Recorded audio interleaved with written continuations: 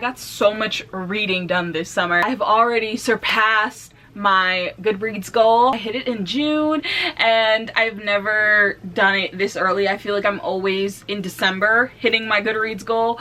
And this year, only 6 months in, look at you, girl. I already did that. I can't talk right now. I'm doing hot girl. This is not a recommendation video. Like, I'm not telling you that these books are amazing. I'm not saying that they are like the top tier books that were released this year or anything like that. These are just books literally that I read in summer 2021 that I wanted to share with you because they were my favorites. First up, by family. I was obsessed.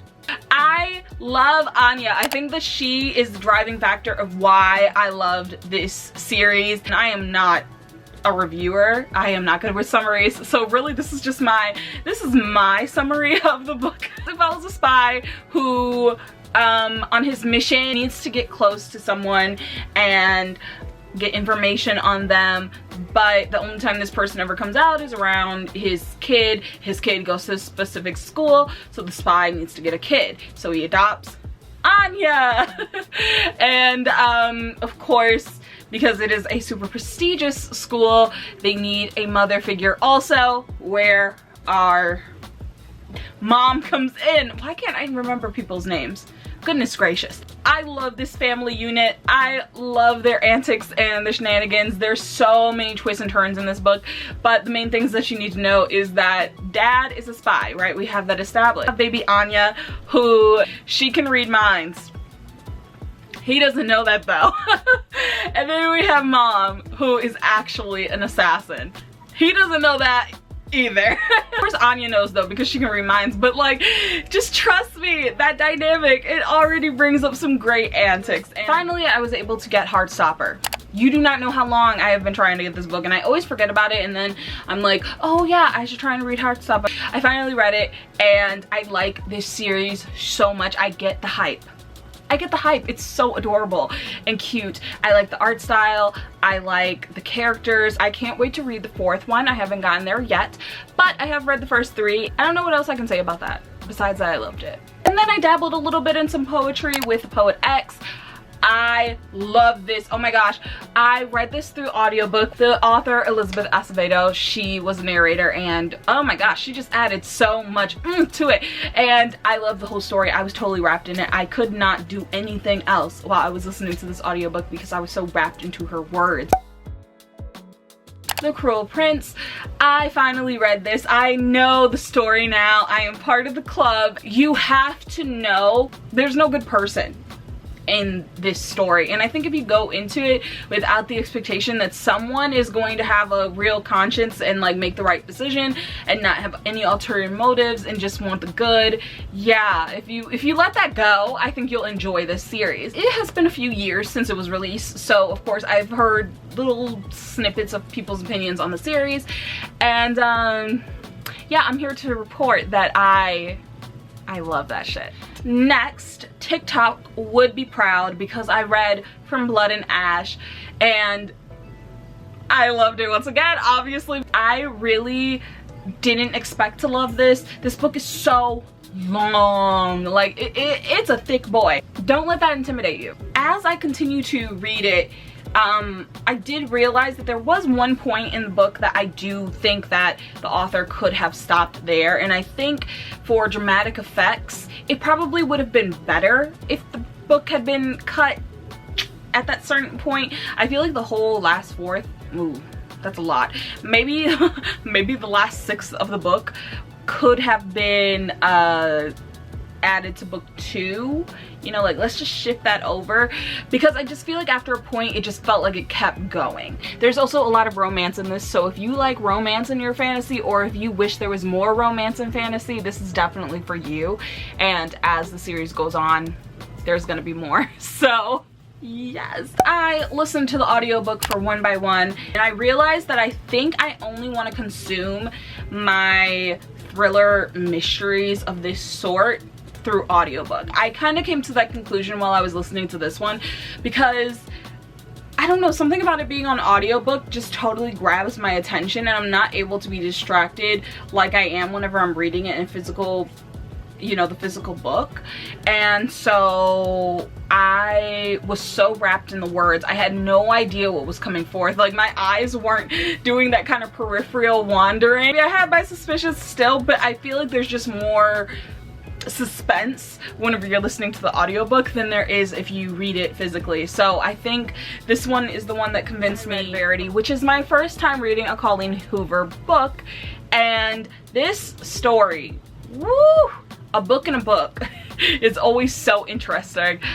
But I still think about this story. I like that I still am thinking about the book months after reading it. I love that, and I think that that needs to, I don't know, I think that should happen more. I really need to get on my Colleen Hoover game, because I want to read the rest of her backlog. I also definitely want to get the physical version of Verity. I don't know, like, it was like I went into it without enough knowledge on what I was getting myself into. It also thoroughly spooked me out, and I wasn't expecting that at all. And I think because I went in without knowing what exactly this book was about, the box in the woods, this book took place in my favorite horror film kind of concept. And it's funny because I don't like horror films, but if I have to pick, a camp setting is always just a classic, and I love it. I'm not really into haunted houses or anything like that, but give me a good camp setting. It's just like a very quick story, and I liked it. I took it for what it was. I enjoyed it, and I think that's all that you can do with stories like this. The Cousins and One of Us is Next, both of them by Karen M. McManus. It's time to admit that Karen M. McManus is one of my favorite authors right now. I consumed both of these books in one night. I just didn't go to sleep. Like, there are certain books that I go into them and I'm like critically reading them, and I'm just like, no, you should have done this for character development. No, we should have had this if we really wanted to world build, and like, they should have gone here, they should have done this, they should have done this.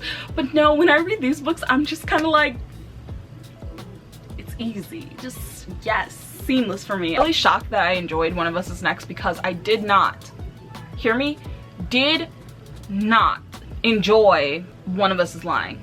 But now I'm thinking maybe I need to revisit One of Us is Lying. Maybe I was just too hard on it at first.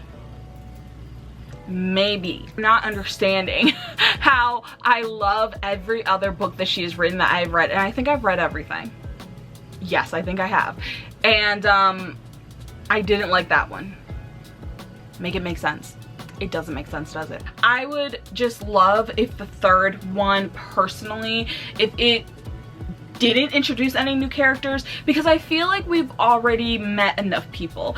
And even in this one, it was a lot keeping up with who were the characters from the last book and their extended families, and then keeping up with these new characters and their extended families. And my last book that I am going to talk about, of my favorite reads of this summer for 2021, my hot girl reading summer, is The 7 Husbands of Evelyn Hugo. I did not believe you all, because I remember a few years ago when this came out, everyone had this on their year-end wrap-up.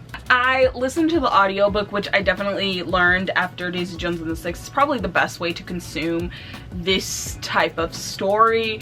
I loved it. I cried. It was so good. And the ending, oh my gosh, that ending. And I'm literally talking about the last words spoken in the whole book. They were so good. I wanted to read the story again. Loved Evelyn, even though she was not at all perfect. Definitely not perfect, especially as you continue to read the book, but her story was just so, I've always been a fan of like true Hollywood story and song or documentaries like that. Whenever they have like documentaries on like Netflix and stuff, I am here.